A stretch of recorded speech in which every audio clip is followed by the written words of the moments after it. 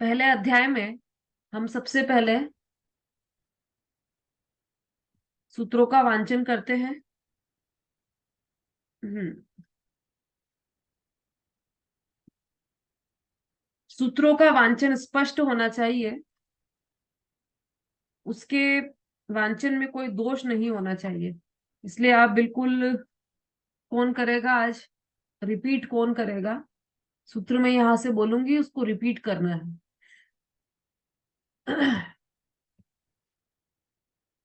सुषमा जी। सम्यक दर्शन ज्ञान चारित्राणि मोक्ष मार्ग। अनम्यूट करना पड़ेगा आपको पहले।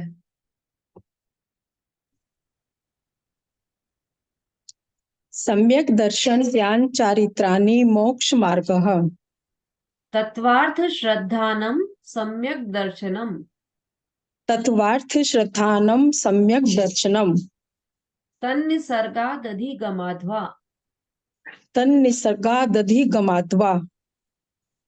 फिर से, तन्निसर्गादधिगमाध्वा। दधिगमाद्वा। तन्निसर्गादधिगमाद्वा। जीवा जीवाश्रव बंध संवर निर्जरा मोक्षास्तत्वम। जीवा जीवाश्रव बंध संवर निर्जरा मोक्षास्तत्वम्। नाम स्थापना द्रव्य भाव तस्तन्यासः। नाम स्थापना द्रव्य भाव तस्तन्यासः। प्रमाणनयेरधिगमः। प्रमाणनयेरधिगमः। पुनः, प्रमाणनयेरधिगमः। प्रमाणनयेरधिगमः। निर्देश स्वामित्व साधनाधिकरण स्थिति विधानतः। निर्देश स्वामित्व साधनाधिकरण स्थिति विधानतः। सत संख्या क्षेत्र स्पर्शन कालांतर भावाल्प बहुत्वेश्च। सत संख्या क्षेत्र स्पर्शन कालांतर भावाल्प बहुत्वेश्च। मति श्रुतावधि मनः पर्यय केवलानि ज्ञानम।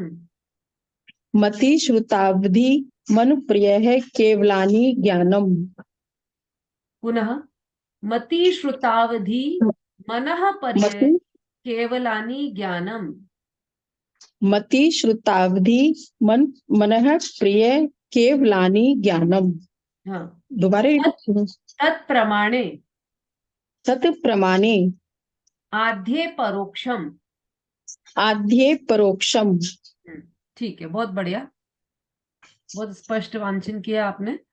ये आप सभी अपने अपने घर पर जरूर ये वांचन किया कीजिए, कम से कम 10-10 सूत्र। ठीक है, और ज्यादा कर सके पूरा अध्याय तो बहुत ही अच्छी बात है। चलिए, तो हम ये समझ रहे हैं प्रथम अध्याय को, और हमारा सूत्र नंबर चल रहा है 4।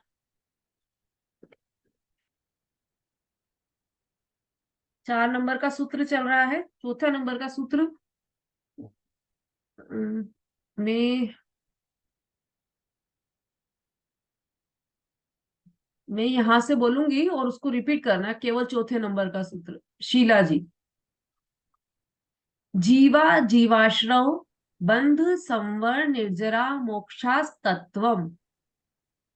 जीवा जीवाश्रव बंध संवर निर्जरा मोक्षास्तत्वम। बिल्कुल ठीक है। सही पढ़ा जी? हाँ, सही।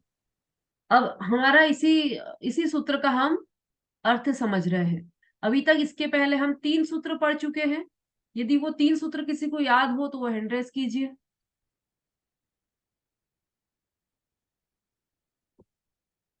अर्चना जी।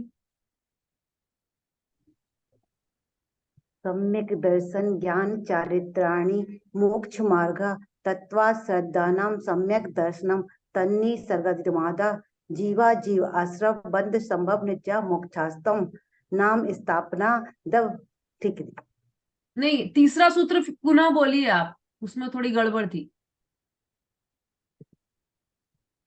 तत्प्रमाणे वाले निकाल कर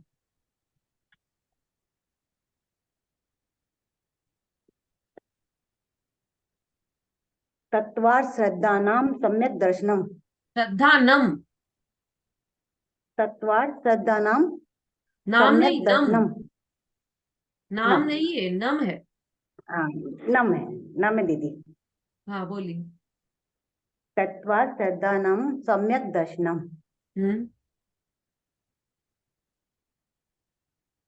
बोलिए और। तत्वात् श्रद्धानां सम्यक् दर्शनम।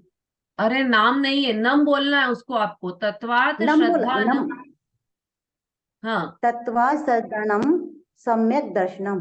दूसरा बोलिए, नेक्स्ट। तत् तत्प्रमाणे अरे यार, तन्निसर्गादिमाद। हाँ, हाँ ये वाला आप, तन्निसर्गा हाँ बोलिए इसी को। तन्निसर्गा। हाँ, तन्निसर्गादधि गमाधा। गमाध्वा, आधा व भी है उसमें। गमाधा। तन्नि सर्गा गमाध्वा। दधि गमाध्वा, है ना। तन्निसर्गादधि गमाध्वा। हाँ ठीक, बहुत अच्छा। अब ये है ना जो सूत्र अपन ने समझे हैं, वो हेडिंग सही यदि किसी को याद है तो वो बोलिए, वो हैंड रेस कीजिए, बाकी लोग हैंड डाउन कर लीजिए। हेडिंग सहित सूत्र।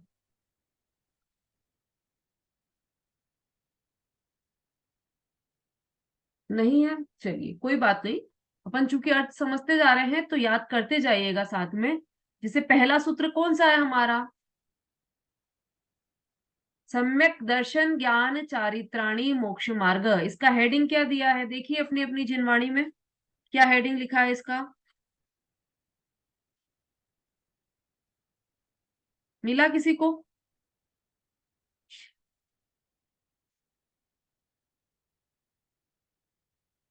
हाँ बोलिए।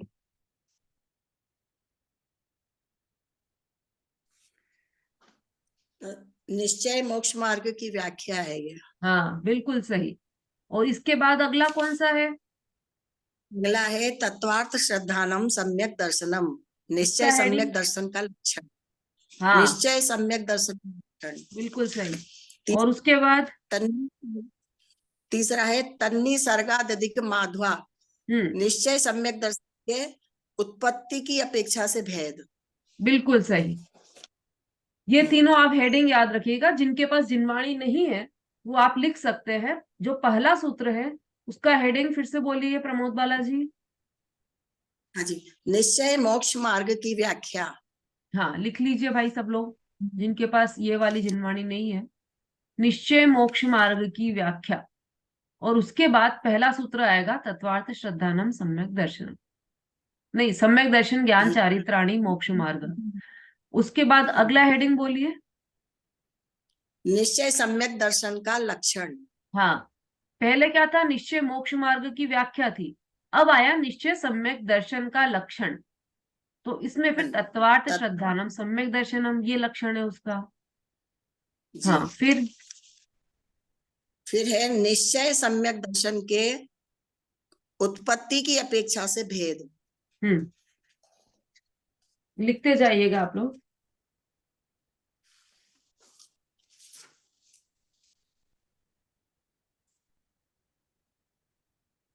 हाँ अब चौथे का बोलिए। चौथे का है तत्वों के नाम। हाँ जीवा जीवाश्रव बंध संवद निर्जरा मोक्षास तत्वम। ठीक है, ये सब हेडिंग लिख लिए होंगे आप लोगों ने, तो हेडिंग सहित याद करेंगे तो बहुत अच्छा रहेगा। ठीक है अर्चना जी, लिख लिया? अब हमारा यही वाला सूत्र चल रहा है चौथे नंबर का, जीवा जीवाश्रव बंध संवर निर्जरा मोक्षास तत्वम। अब यदि हम इस सूत्र को देखें तो हमें क्या लगता है सूत्र को देखकर कि इसमें दो जीवों की बात की है, जीवा जीवाश्रव बंध संवर निर्जरा मोक्षास तत्वम। दो दो बार जीव क्यों लिया इसमें? जो 7 तत्व के नाम हमने याद किए हैं उसमें तो एक ही बार जीव को लिया है, इसमें 2 बार जीव कैसे ले लिया? जीवा जीवाश्रव बंध, दो दो बार जीव। तो यहाँ पर ये 2 जीव नहीं है, एक जीव है और दूसरा अजीव है ना। ये संस्कृत है और सूत्र है ये, तो इसमें शब्दों को मिलाकर मात्रा को मिलाकर फिर शब्द बन जाता है। जैसे जीवा जीव, तो जीव और अजीव, आ गया ना, व में आ की मात्रा मिला दी तो अ इधर शिफ्ट हो गया, आजीव, जीव अजीव, तो जीवाजीव, जीवा जीवाश्रव, फिर जीवा कर दिया, जीवा पहले भी किया था, बाद में वापस जीवा कर दिया, तो जीवा का अर्थ है जीव अजीव।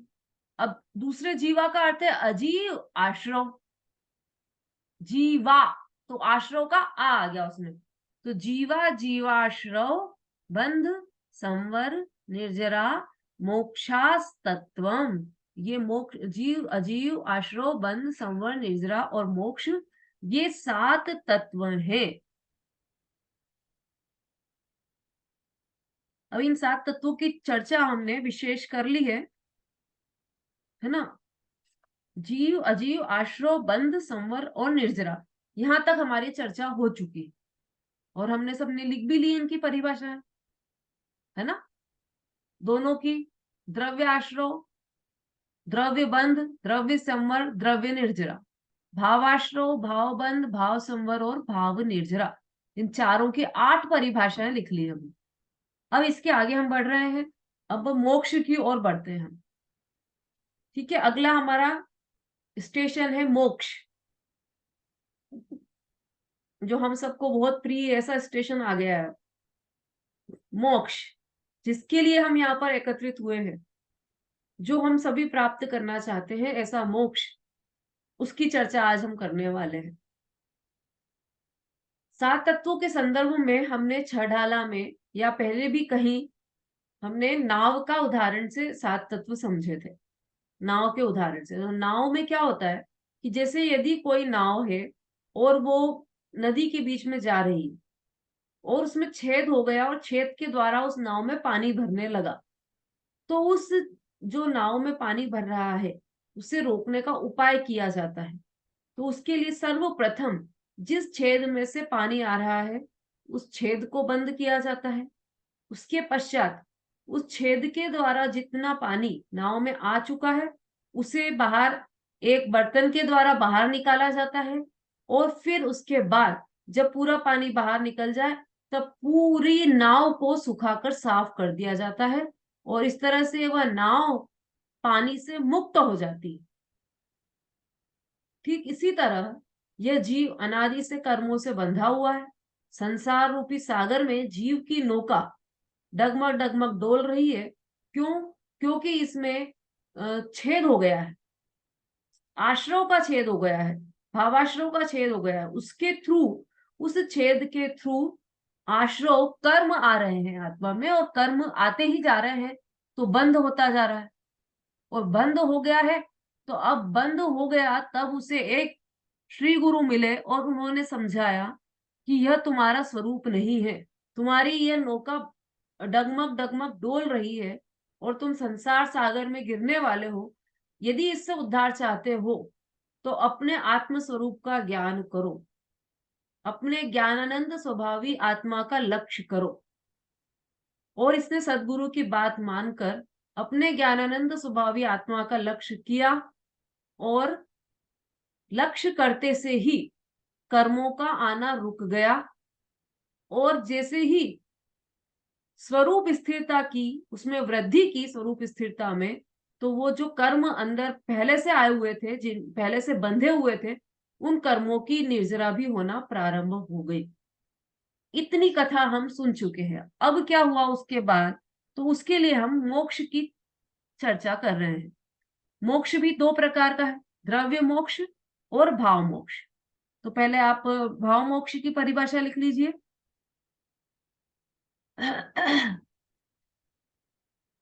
भाव मोक्ष,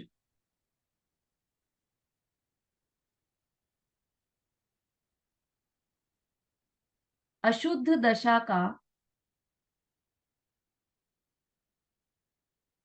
अशुद्ध दशा का सर्वथा संपूर्ण नाश होकर, अशुद्ध दशा का सर्वथा संपूर्ण नाश होकर आत्मा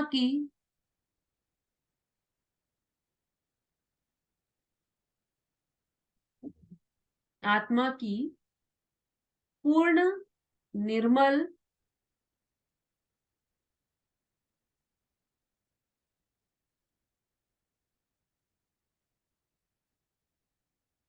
आत्मा की पूर्ण निर्मल पवित्र दशा का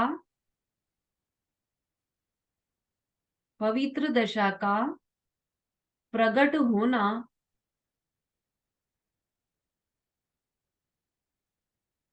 पवित्र दशा का प्रकट होना भाव मोक्ष है।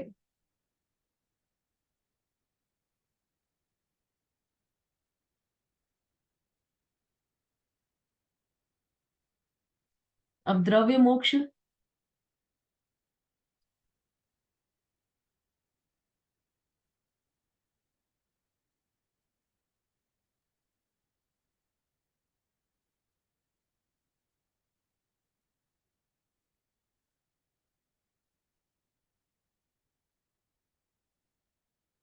भाव मोक्ष के निमित्त से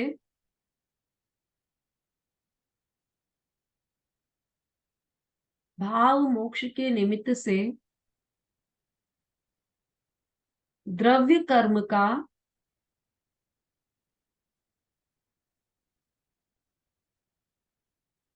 सर्वथा अभाव होना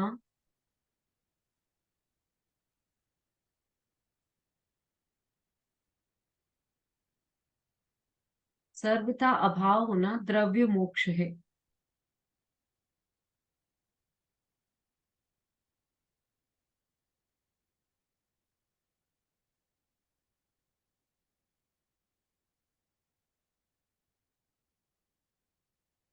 सुलोचना आंटी लिख पा रहे हो आप?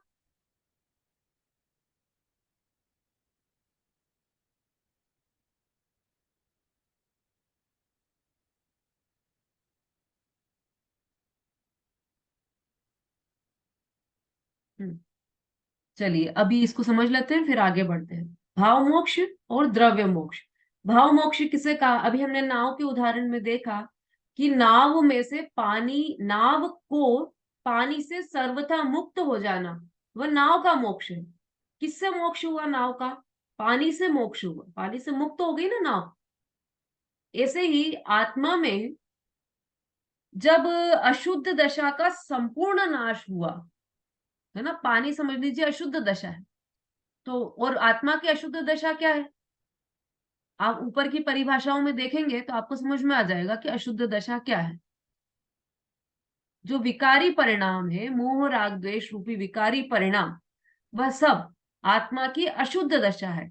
उस अशुद्ध दशा का सर्वथा अभाव हो जाना या नाश हो जाना, तो क्या हुआ उससे कि जब नाश हुआ तो क्या प्रकट हुआ? ये तो नियम है, कुछ नाश होगा तो कुछ ना कुछ तो प्रकट होगा, है ना। अंधकार का नाश हुआ तो उजाला प्रकट हुआ। ऐसा तो नहीं हो सकता कि अंधकार का तो नाश हो जाए, अभी उजाला प्रकट होने में टाइम है, अभी नहीं होगा उजाला प्रकट, कल होगा उजाला।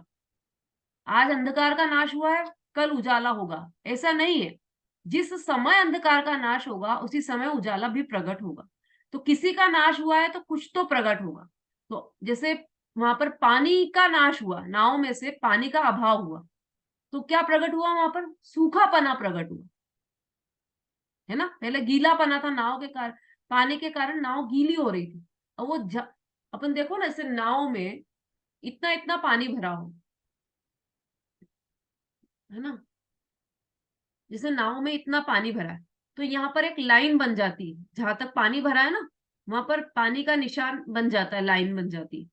पानी कम होता जाता है ना, तो वो निशान वहीं का वहीं रहता है ना। और ऐसे ही वो जब पूरा पानी खत्म हो जाता है तो वो पानी का निशान रह जाता है। फिर धीरे से उसको कपड़े से पोंछकर सुखाया जाता है, तब वो निशान भी चला जाता है ना। तो वो पानी का जो निशान दिखाई दे रहा है, वो किसका प्रतीक है? कि इतना पानी था और इतना पानी चला गया। जहां तक का निशान था पानी का, उतना उतना पानी था पहले, अब वो नीचे आ गया पानी, मतलब इतना पानी इसका निकल चुका है। ऐसे ही आत्मा में जब अशुद्ध दशा का सर्वथा संपूर्ण नाश हुआ, तो आत्मा की पूर्ण पवित्र निर्मल दशा प्रकट हुई। तो जितने जितने अंश में अशुद्ध दशा का नाश होता गया, उतनी उतनी निर्जरा चल रही थी। अब ये पूरी ही अशुद्ध दशा का नाश हो गया, तो आत्मा पूर्ण पवित्र और निर्मल दशा को प्राप्त हो गया। और ये तो हो गया भाव मोक्ष। इस भाव मोक्ष में कर्म के बारे में कुछ बात नहीं करेंगे, क्योंकि ये भाव मोक्ष भाव कर्म से संबंधित, द्रव्य कर्म से नहीं। द्रव्य मोक्ष में द्रव्य कर्म की बात आएगी। तो ये जो अशुद्ध दशा का अभाव हुआ, या ये कहें कि आत्मा में शुद्ध परिणामों की उत्पत्ति हुई, अशुद्ध भावों का नाश हुआ, उससे क्या हुआ, उससे जो द्रव्य कर्म थे वो संपूर्ण खिर गए, उनका संपूर्ण अभाव हो गया द्रव्य कर्मों का, तो द्रव्य मोक्ष भी हो गया,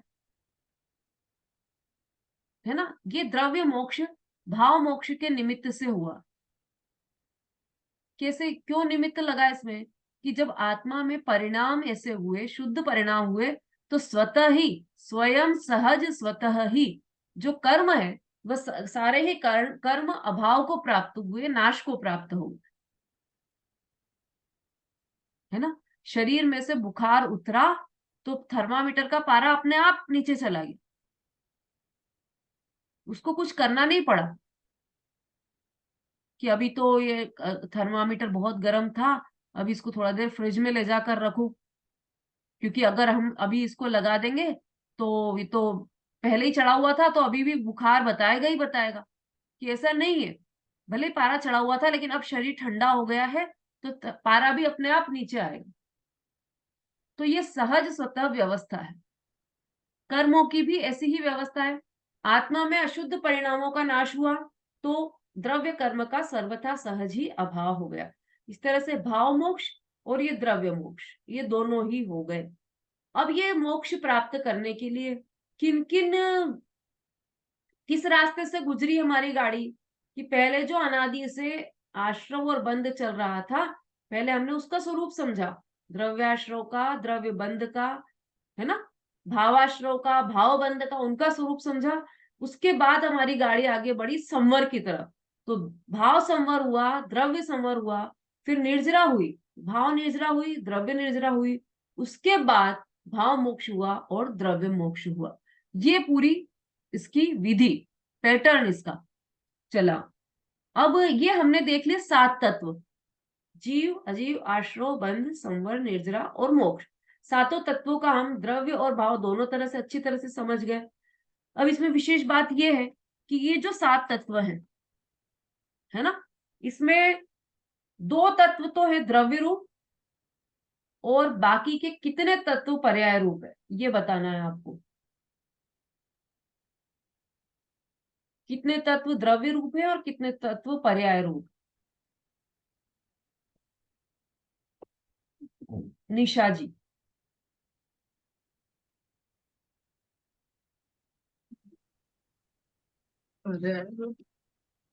रजनी दीदी हाँ जी।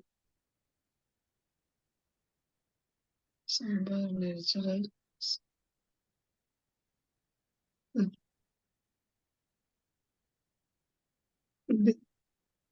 हाँ बोलिए। बंद तो दीदी है, रुपादे बंद पुद्गल का दीदी नहीं पता मुझे ऐसे। नहीं नहीं, प्रश्न बता दीजिए आप, तो प्रश्न क्या पूछा। कितने तब तो द्रव्य है, कितने पुद्गल है आपने पूछा। द्रव्य और पुद्गल, पुद्गल भी द्रव्य ही है, हाँ तो फिर ये प्रश्न तो नहीं हो सकता। समझ नहीं आया दीदी मुझे। चलिए कोई बात नहीं। नमिता जी।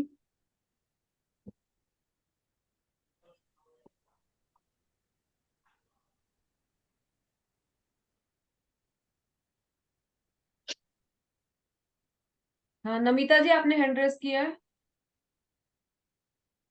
जीव और अजीव द्रव्य रूप है, बाकी आश्रव, बंध, संवर, निर्जरा और मोक्ष पर्याय रूप है। हाँ बिल्कुल सही। प्रश्न क्या था। कितने तत्व द्रव्य रूप है और कितने पर्याय रूप है। हाँ उत्तर भी सही दिया आपने। कितने तत्व द्रव्य रूप है और कितने तत्व पर्याय रूप है, ये प्रश्न था। तो 2 तत्व द्रव्य रूप है और बाकी सभी तत्व 5 तत्व पर्याय रूप है ना। किसकी पर्याय है ये? बाकी के 5 द्रव्य हैं वो किसकी पर्याय है? उद्गल की। हम्म।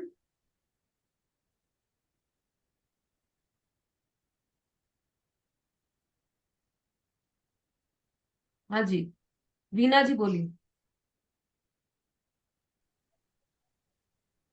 पुद्गल की है दीदी। आप सुनकर बोलेंगे तो गलत होगा उत्तर, अपना मन से बोलिए। चलिए विमलेश जी बोलिए।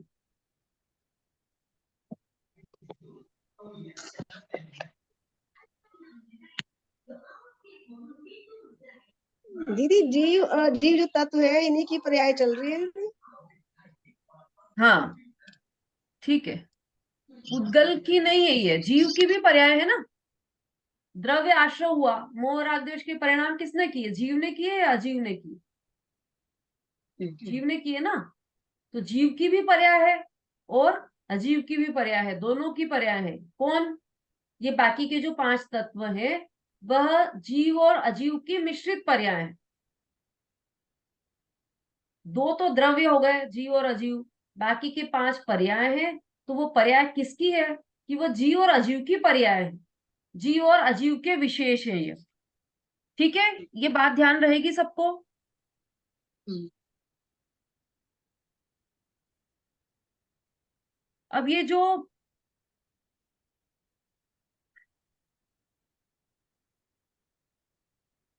या ऐसा कह सकते हैं कि जो आश्रव बंध संवर निर्जरा मोक्ष ये जो पर्याय हैं ये जीव और अजीव की मिश्रित पर्याय है और जीव और अजीव की संयोगी और वियोगी पर्याय है, ऐसा भी कह सकते हैं।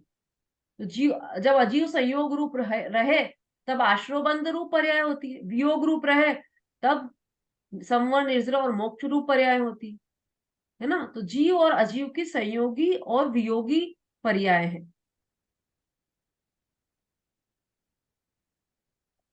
आश्रव बंध संयोगी है और संवर निर्जरा और मोक्ष ये वियोगी पर्याय है। अब ये जो 7 तत्व है इसमें जो जीव और अजीव तत्व है वह सामान्य है और शेष 5 तत्व पर्याय होने से उनको विशेष कहा जाता है। जीव और अजीव सामान्य है और आश्रव बंध संवर निजरा मोक्ष ये विशेष है, क्योंकि ये पर्याय है इसलिए ये विशेष है। तो ये सामान्य और विशेष का भेद भी है इनमें।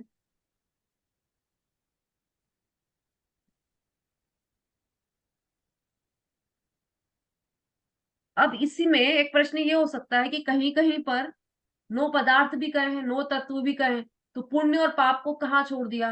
तो ये जो आश्रव और बंध है उसी में पुण्य और पाप शामिल है। तो चाहे तो आप इसकी भी परिभाषा लिख सकते हैं, है ना। ये पुण्य और पाप भी दोनों द्रव्य रूप और भाव रूप दोनों रूप होते हैं। तो पहले भाव पुण्य की परिभाषा लिख लीजिए आप। भाव पुण्य,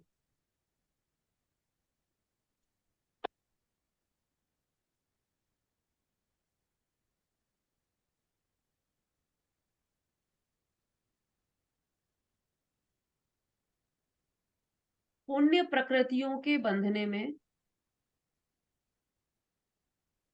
पुण्य प्रकृतियों के बंधने में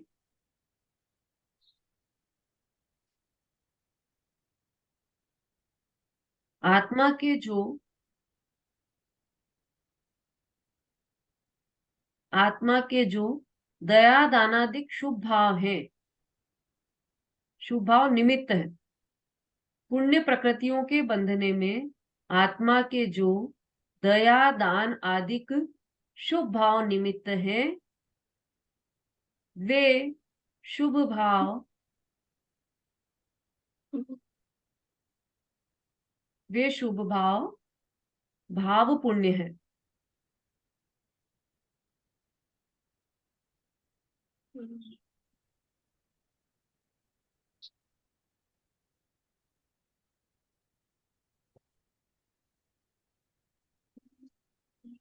अब द्रव्य पुण्य, भाव पुण्य के निमित्त से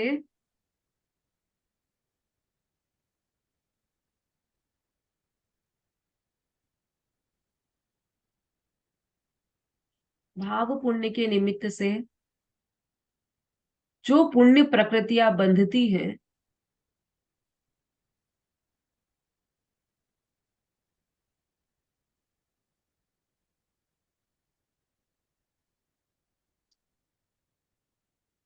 भाव पुण्य के निमित्त से जो पुण्य प्रकृतियां बंधती है वे द्रव्य पुण्य है।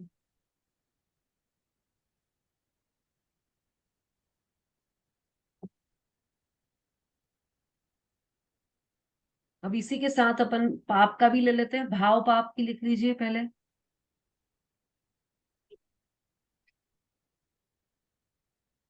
आत्मा के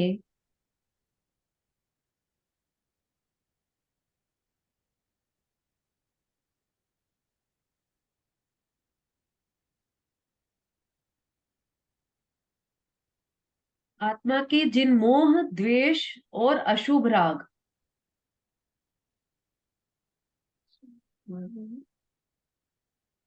आत्मा के जिन मोह द्वेष और अशुभ राग रूप भावों से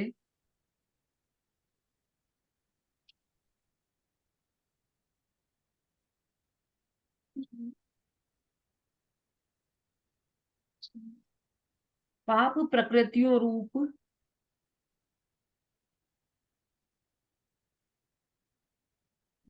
पाप प्रकृतियों रूप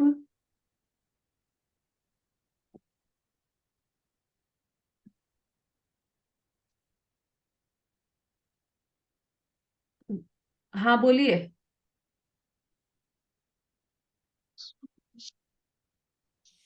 दीदी फिर से एक बार पुण्य भाव पुण्य का फिर से बोल दीजिए। अच्छा, दीदी ये भी मेरा लिखा नहीं गया, ये जो आपने बताया ना जीव अजीव की पर्याय है, बाकी आश्रव बंध संवर ये अयोगी पर्याय और ये संयोगी पर्याय वाला। हाँ अरे देखो इसको समझ लो, आप तो लिख तो आप मन से भी सकते हो। जो 7 तत्व है ना, उनमें से जो पहले 2 तत्व हैं जीव और अजीव, ये तो द्रव्य है। अपन द्रव्य के नाम याद करते हैं, उसमें जीव और अजीव भी याद करते हैं ना, तो ये तो द्रव्य ही है। जीव तो अपन है ही, और जो कर्म आकर बंध रहे हैं हमसे वो अजीव द्रव्य है। तो ये दोनों ही द्रव्य है। अब ये आश्रव बंध संवर निजरा और मोक्ष ये क्या है? तो ये कौन सा द्रव्य है? जीव द्रव्य है क्या अजीव द्रव्य? कि ये न तो जीव द्रव्य है ना अजीव द्रव्य। तो फिर क्या है ये तो अवस्था है। और कैसी अवस्था है? कि मिश्रित अवस्था है, जीव की और अजीव की मिश्रित अवस्था है। कैसे? हमने परिणाम किए, मोह राग द्वेष के परिणाम किए और कर्मों का बंध हुआ, तो जो परिणाम हुए आत्मा के वो तो हो गए जीव की अवस्था। और जो कर्म बंधे ज्ञान वर्णादि आकर आत्मा से चिपके एक क्षेत्रावगाही हो गए, वो हो गए अजीव। तो जीव और अजीव दोनों की मिश्रित जो अवस्था है वह है आश्रवबंध, संवर, निर्जरा और मोक्ष। ये आश्रव में है, ऐसे बंध में समझ लेना, ऐसे निर्जरा में इधर जीव ने ऐसे परिणाम किए, संवर के परिणाम किए, संवर में कि ऐसे शुद्ध परिणाम किए जीव ने, तो उधर कर्मों का आना रुक गया। तो ये जो अवस्था हुई ये जीव और अजीव दोनों की मिश्रित अवस्था हुई। और इनको संयोगी और वियोगी पर्याय में कैसे डालना? कि जैसे आश्रव हुआ है ना, जीव आश्रव हुआ,